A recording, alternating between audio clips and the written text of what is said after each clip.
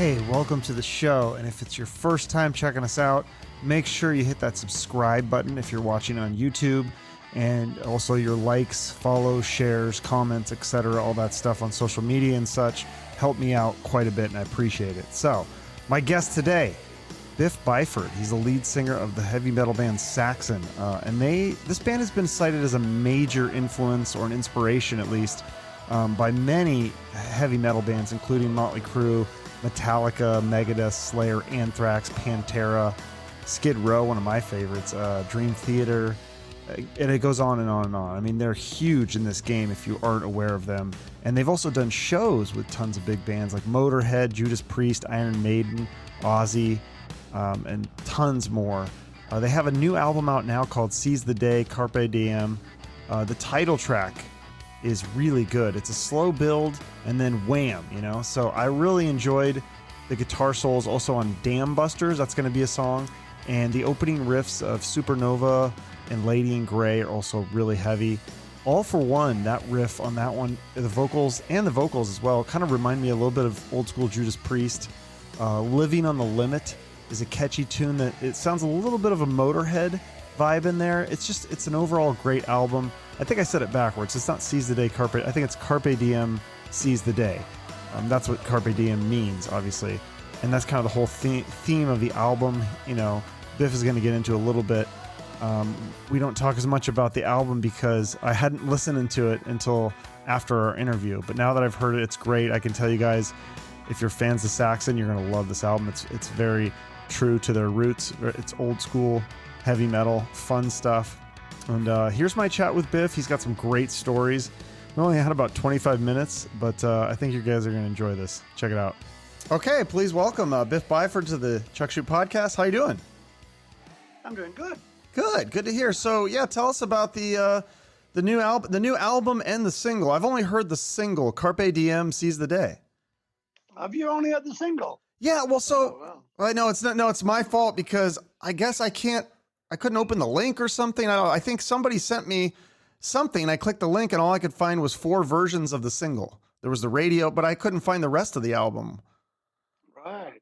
Okay. I love the single though. It's like, I love how it's got this slow build and it's just, then it hits you like a Mack truck. So whose idea was that to have the slow build up? Was that how the song was written, or was that something they did in production? No, we sort of wanted it to be, it would. I mean, the song, it wasn't my first choice of the titles track, but because of all the, Carpe Diem means seize the day in Latin, so right. It translates to seize the day.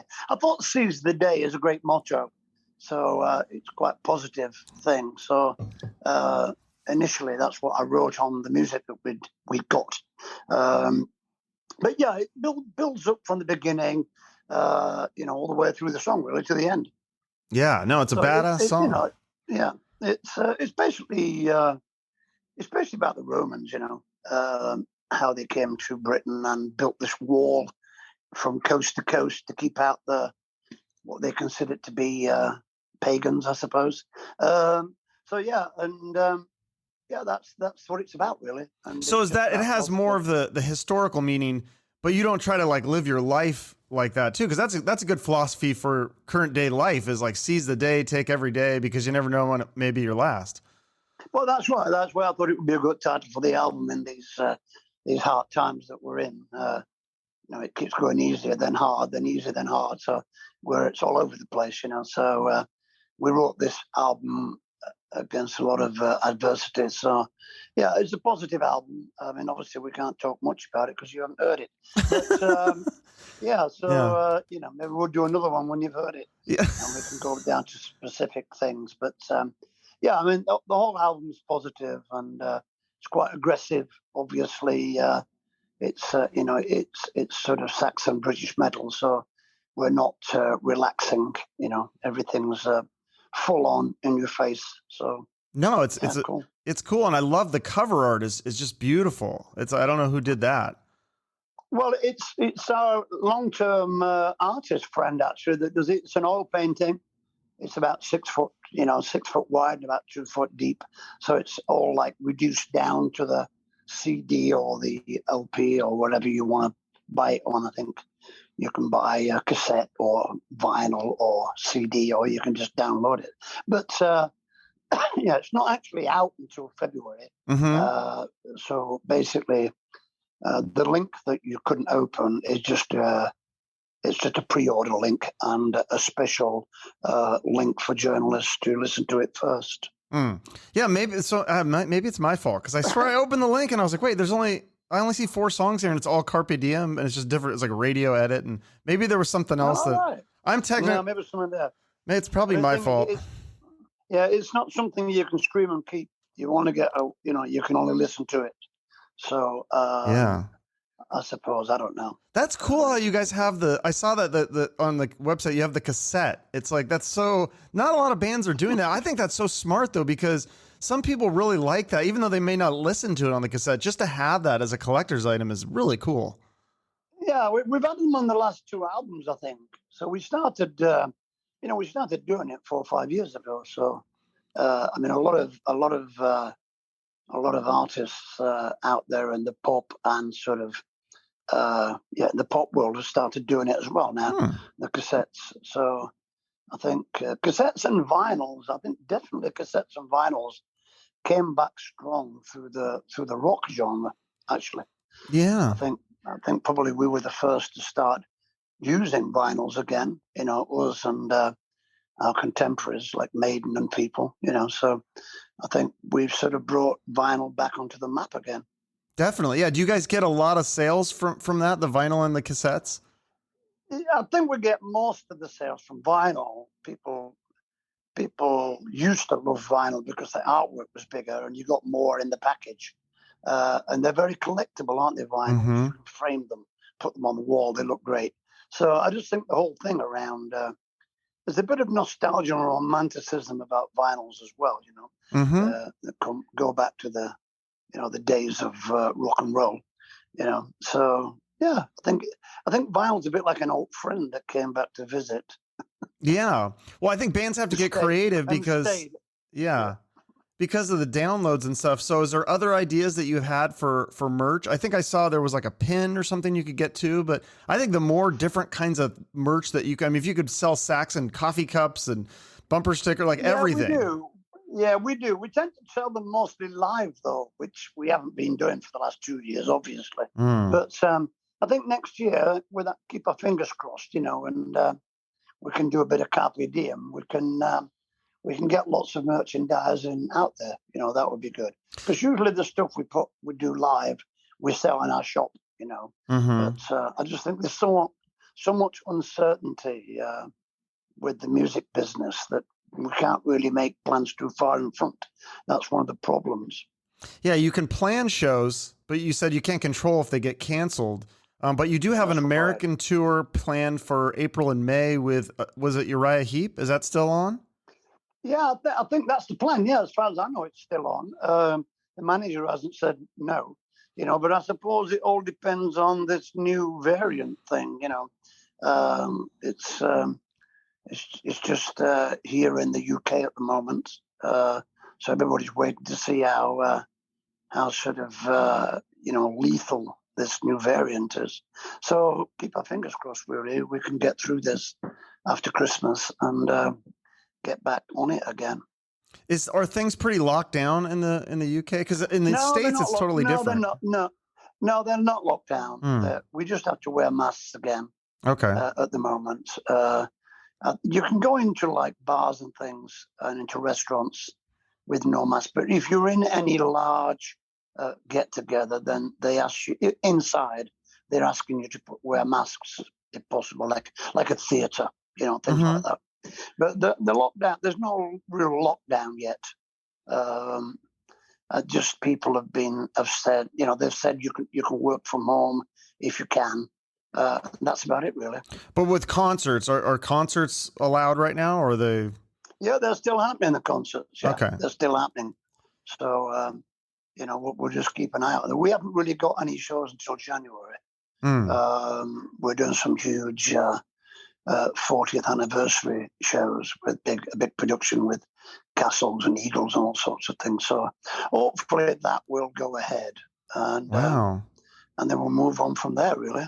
Would you bring the Castles and stuff to the U.S. tour? Because I've never seen you guys, and that sounds amazing.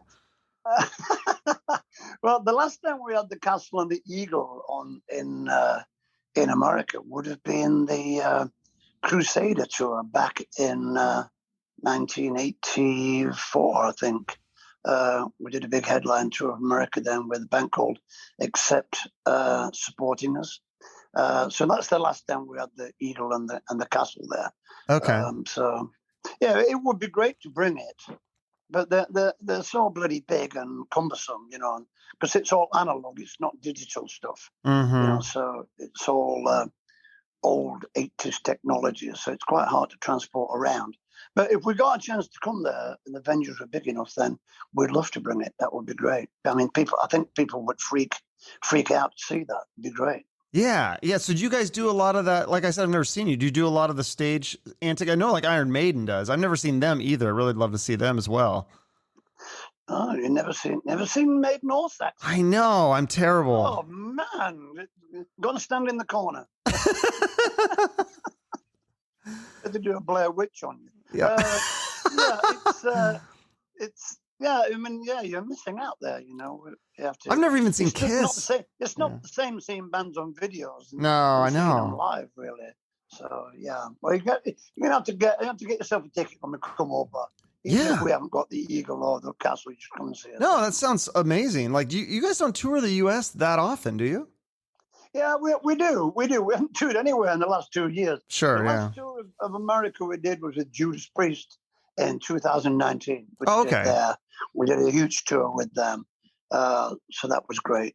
Time before that, we did Motorhead's last tour, world tour, together with Lemmy and the boys. So we have been to America quite a lot in the last, I'd say, between 2016 and 2019. We've been there about 3, 4, maybe 5 times. Oh, yeah, the opening things, but headlining. See, that's what's really cool because then No. We do headline shows. Do the headline? How do I miss this? Not in every city, but okay.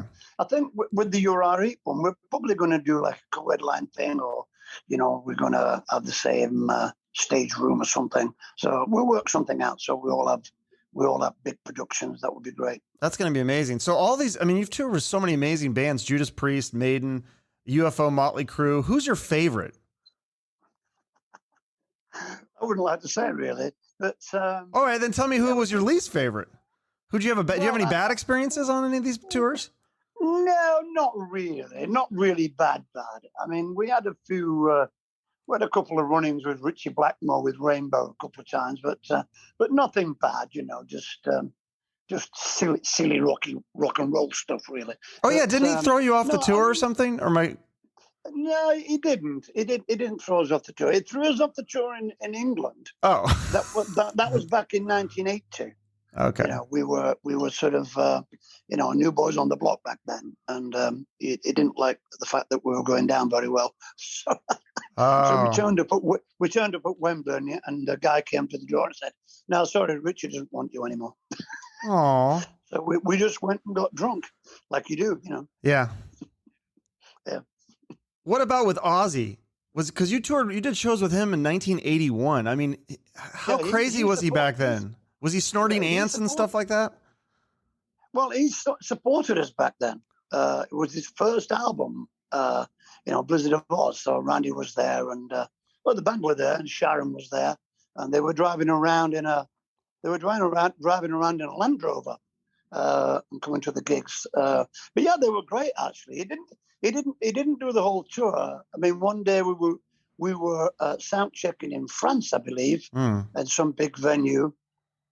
And his band were on stage sound checking. There was Rudy Zazzo and Randy Rhoads and fantastic drummer. I can't remember his name now. But the tour manager came out and said, Ozzy's in London. And they were like, what? Anyway, he'd gone home. So he'd gone home. So they just watched our show and went back. So he just didn't finish the tour. So, but it was back in the day when, I think things were happening really fast for that first Ozzy album. I think it was going big. So he probably thought he wanted to do his own tour. And but we did see them we did meet Sharon and Ozzy about I don't know, about 2 months later. We did 4 shows at the Whiskey A Go Go Oh, wow. in Los Angeles, and we did 2 shows a day. We did a show for the under 21s in the about 7 o'clock. Then we did another show for the for the adults, as they call them, at sort of 8:30, 9 o'clock. And Ozzy and Sharon came to see us at one of those shows. Oh, that's really cool. So we had a chance to talk to them, and they said, yeah, we're really busy, and we wanted to do other things, and we weren't really a support band. And I was like, no, you weren't. So that was cool. No, definitely not. But like, I mean, you were inspired a little bit by Black Sabbath, I'm sure, right? Oh yeah, I think everybody of our generation was inspired by Sabbath, Zeppelin, and all those bands. I mean, you couldn't not be inspired and influenced by them. Yeah, because the song, one of your biggest songs, "Wheels of Steel," I love. That's a great song.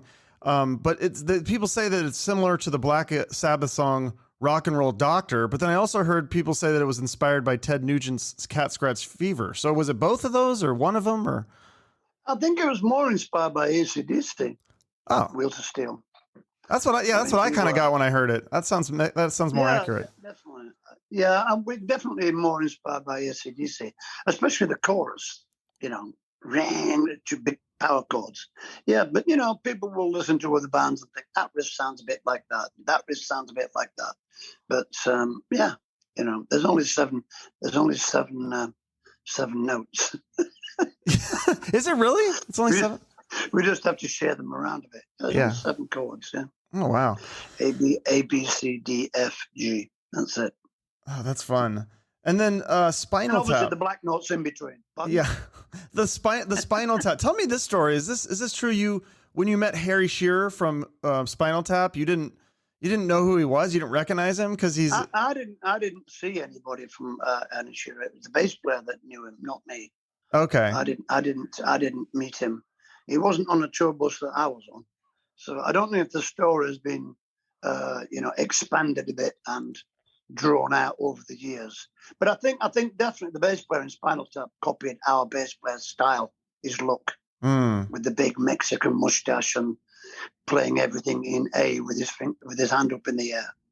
But I don't know about the cucumber down his pants. I don't know about that. That is such a Spinal Tap. I think they took stories from all bands. Yeah. They took stories from everybody, but I can't really remember a story on there that related to us. Really. Oh, you never had a Spinal Tap moment in all these years of touring and shows? We've had many Spinal Tap moments, but it was after the film. So what's one? Give me one. Had many. I mean, all bands have Spinal Tap. Yeah. I'm sure you have Spinal Tap moments when. You're talking and the mic's not working and you spent like 5 minutes talking and didn't realize. So they're all Spinal Tap moments. Yeah. And that is definitely, it's like, it's like one of them posters behind you falls off the wall. I mean, it's all Spinal Tap moments if you're on air or you're performing. Oh, okay. Yeah, we've all been lost in buildings. That is such a funny one where they can't find the stage. Like, that's great. It happens all the time to people, I mean, you'll meet people in huge malls that don't know where they are. Do you forget what city you're in sometimes? I feel like that would be my biggest thing. If you're just in a different city every night, you might forget which one it is. Well, the thing is, there was a thing back in the day when you were playing multiple shows, because back in the day we'd do like, 15, 16 shows with no days off. So sometimes the tour managers would write the city on top of your set list, so people knew where they were. Definitely, yeah. Because you wake up at like 4:00 in the afternoon, drift into the venue and sound check, and then maybe go up to the dressing room and just read or watch TV. And sometimes you didn't know where you were. Now sometimes you didn't know, because I think that was more fatigue rather than memory. Mm-hmm. It's got to get, is it hard to tour as you get old? I feel like it would be hard to do that, hard on your body and just like stressful. I think it gets harder, but, I think you can make it comfortable because you know more about it. You know what I mean? Mm-hmm. you know how to do it better. You know when you have to relax, and you know when you can party. So you just have to walk the line a bit more carefully when you're like 70 or 60 or something. You have to walk the line a little bit carefully, but you can still do it all. Definitely, you can still tour and have a good time. Mm-hmm. Well, yeah, I mean, you've got to still love performing. I mean, that would never get old. Just being on stage, and that's got to be an adrenaline rush still, right? Yeah, I think if you can hack it, you can be fit enough just to put a show on. I think that's pretty cool. I think if you can't put a show on, then you should probably stop. But if you can put a show on, and get into it and get some power behind everything, I think that's the key, especially with sort of heavy rock metal. It has to be powerful. I think. Yeah, no, So definitely. you have to have the power. Yeah, so I think one of your is your best selling album, is it Power and Glory, or it's one of your best selling albums, right? Well, I think in America, our best-selling album would Power and the Glory and Crusader. It's only our best-selling album because our first three albums came out very quickly. We had three albums in 1980. We had two albums, and we had another one very quickly in 1981. And I think the record company messed up with the distribution. So it wasn't until 1980, sort of 2, 3, that they actually got it together. I think we sold a lot of early albums on import rather than in sort of manufactured in America. So a lot of the time the sales didn't show up on American sales. They were input, buying them direct from shops in the UK or Germany or France or something. Wow. And those are diehards, because I remember when I was a kid trying to buy the imports, it was always like double the price, or it was always like really expensive, I feel. I don't know if it was the shipping or just... shipping. People will pay that, though. Oh, yeah. Even now, we have albums released we have albums distributed in the US. People will still like to buy the sort of British version from a British shop. Although it's probably the same, but they just prefer it. There's more kudos with the postage on the envelope. Right. Just getting something from our sort of mother country, if you know what I mean. Oh yeah, absolutely. So but I was reading about the Power and the Glory. I was reading that. Is it true that the cover art was done by Ridley Scott, the director who made Alien and Gladiator? How did that come about? That's so random. Well, the thing is. Well, it's not that random. Our manager at the time did some work with Ridley Scott and knew him. He was a friend of his. Oh. So he just asked him to do an album. I went to dinner in London with our manager and Ridley Scott and a couple of other business people and some incredible page 3 girl. Model. Anyway, that's another story. That sounds fun. Who's the model? So we went to this restaurant called the Pierre in London, right? And we had this meeting, and he asked Ridley Scott to do the album cover, and he did it. I think he probably did it in about 4 hours or something, but that's the story. Yeah, he was a friend of our manager. That's really cool. He did the album. Yeah. That's cool for him too. Cause I didn't know that side of him. I thought obviously he's a talented movie director, talented creative person. So didn't know he could design cover art, and it's great. He did a great job. I don't know. I wasn't there when he did it. I don't know if he got one of his guys to do it. I don't know. Yeah. That's the story. And, it seems to be true because, it says on the album he did it, and he hasn't said anything against it in the last 40 years. So it must be all right. No, absolutely. Now, is it true too that you have Elton John play on one of your albums? How the heck did that happen? That's another sort of coincidence thing. We were in a studio at the same time, and our producer had worked with Elton John in the early days, and we had this song called "Party Till You Puke," and we just thought it'd be quite irreverent to get Elton John to play piano on it. So he said, yeah, sorry, I'll do that. So he came in and played piano with an heavy metal band. So I think it was quite good fun for him. And that's where it went. That's what it was, really. Just ships in the night coincidence thing.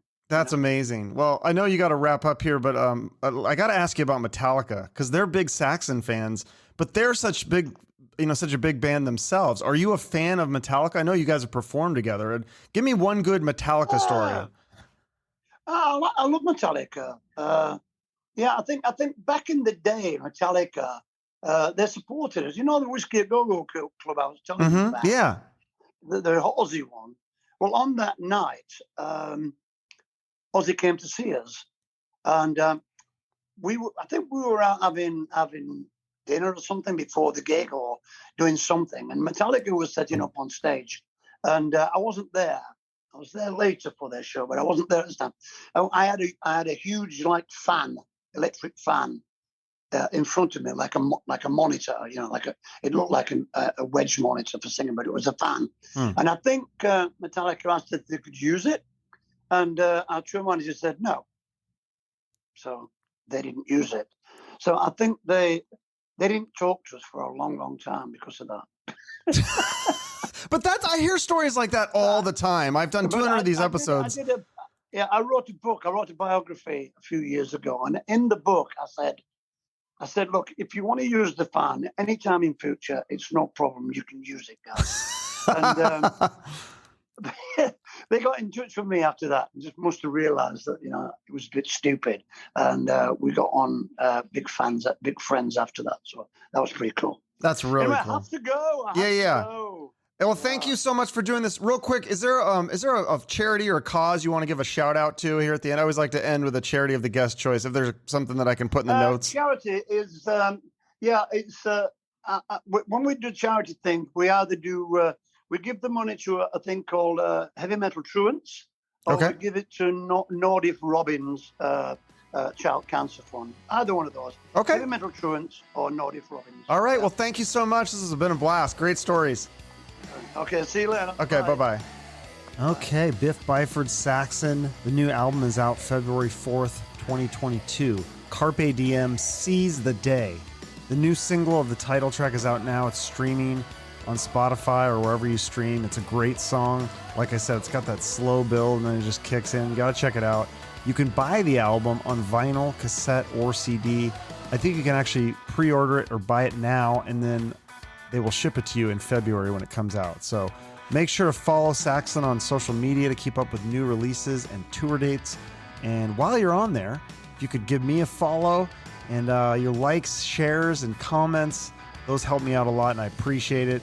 And if you can, just do me one big solid and subscribe to my YouTube channel.